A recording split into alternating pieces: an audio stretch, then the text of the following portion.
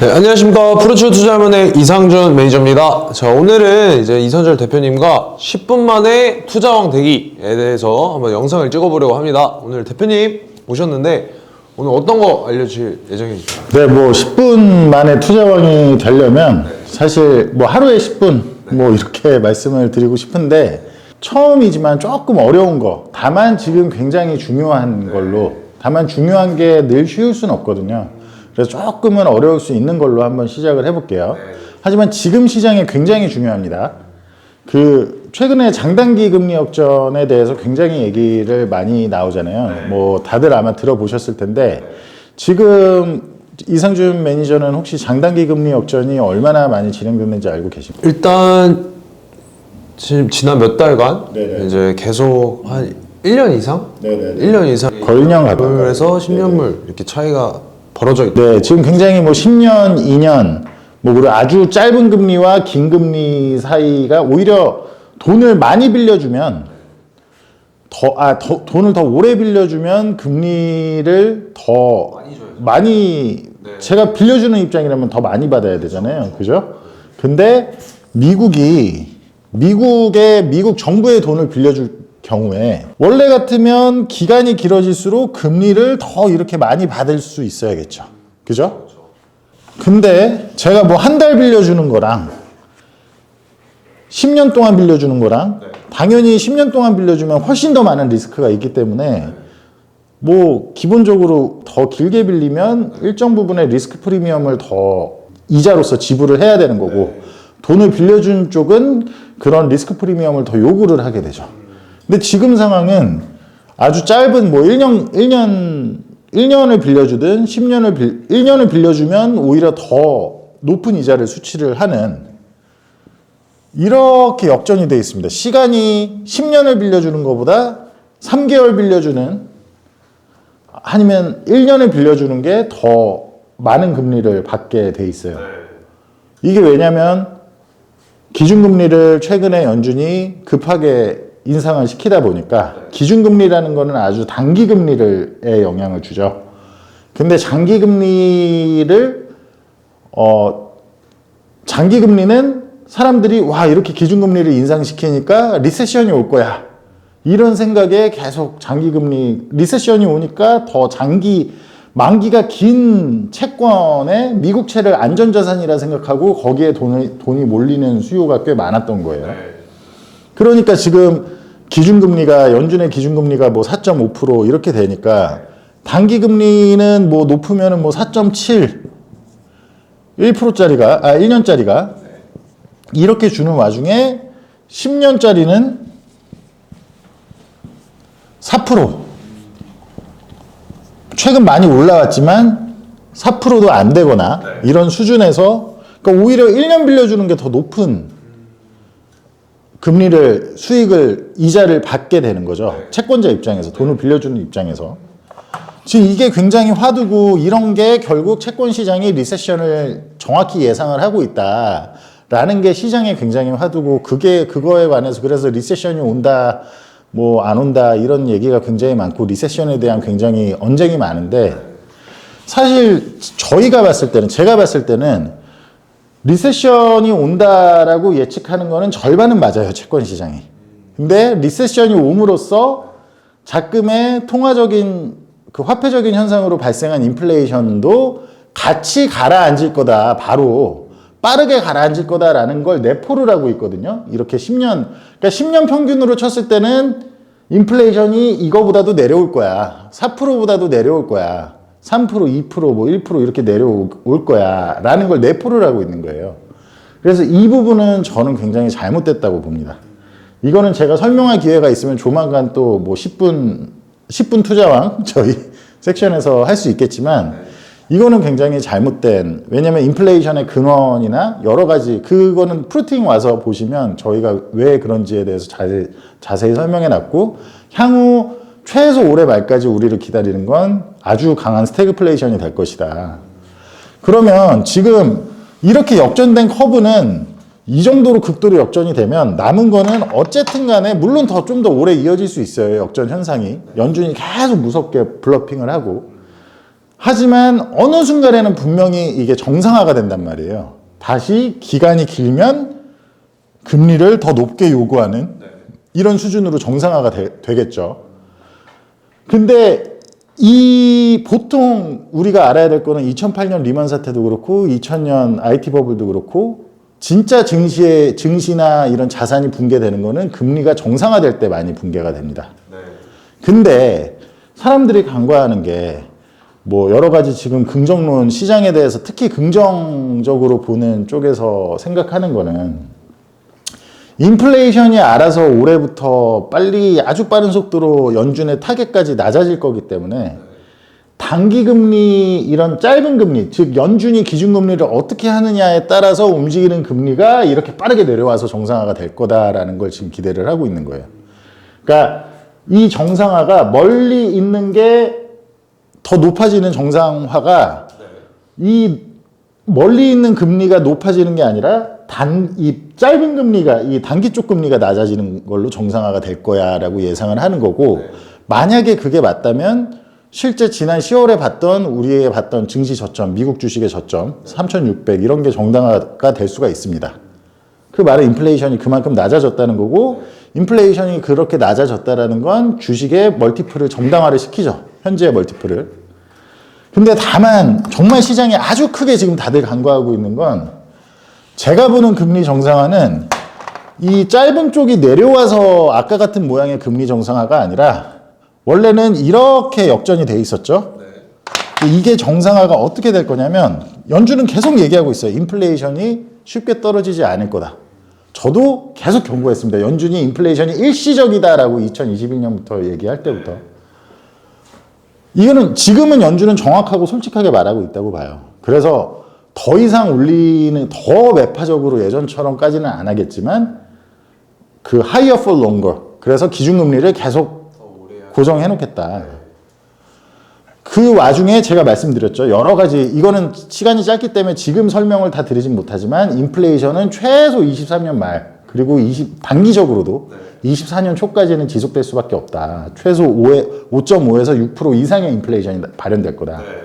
자, 화폐 가치가 연에 6%씩 하락하는데 채권금리가 돈을 빌려준 사람한테 4%만 10년 동안 4%만 줄게. 만약에 6%씩 하락하는 게 10년 동안 갈 수도 있겠다라고 시장이 생각을 한다고 생각을 해봐요. 장기적인 시점에서.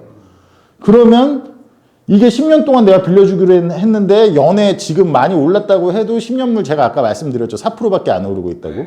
그만큼을 주는 게 맞을까요? 채권자들 입장에서 화폐 가치가 연에 6%씩 녹아내리는데 아니죠. 더 요구를 리스크 프리미엄을 이제 제대로 요구를 하게 되겠죠. 그럼 단기 금리는 고정이 된 상태에서 이렇게 정상화가 될 거라는 겁니다. 시간이 장기물 금리가 6% 그러니까 예를 들면은 지금 기준금리가 5.25가 터미널 레이트 제가 예상하는 터미널 레이트가 끝이었다고 봐요. 기준금리로 최종 금리였다라고 만약에 가정을 해볼게요. 그러면 장기금리는 10년 빌려주는 거면 최소한 7% 정도는 돼야 되지 않을까요?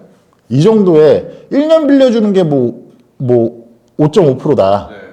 그러면 장기금리는 10년 빌려주는 거면 최소 연에 7%는 달라고 하지 않겠어요? 1년만 빌려줘도 9%인데? 근데 그거는 어떤 상황? 인플레이션이 분명히 향후 제가 올해 말까지 분명히 계속 높게 나올 거 시장 예상치를 뛰어넘어서 나올 거라고 말씀을 드렸고 그러면 그런 게 더 나오면 분명히 지금까지는 아직도 시장은 전형적인 리세션 2008년과 같은 그런 리세션 물가까지 하락하는 그런 스태그플레이션이 아닌 그런 걸 예상을 하고 있지만 장기적인 분명히 이제 물가가 더 나오면서 이제는 정말 때가 됐다. 그렇게 되면 인플레이션이 강해진다라는 건 원래는 인플레이션 해지 자산이 좋아야겠죠.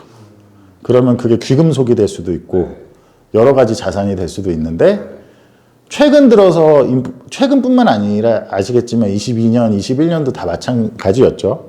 금이나 은 이런 귀금속 자산이 물론 다른 주식들에 비해서는 훨씬 더 성과가 좋았지만 기대만큼 1970년대나 정말 인플레이션이 계속 이렇게 발생했을 때 그때의 퍼포먼스를 내지 못한 건 연준에 대한 신뢰가 너무 강했기 때문이에요.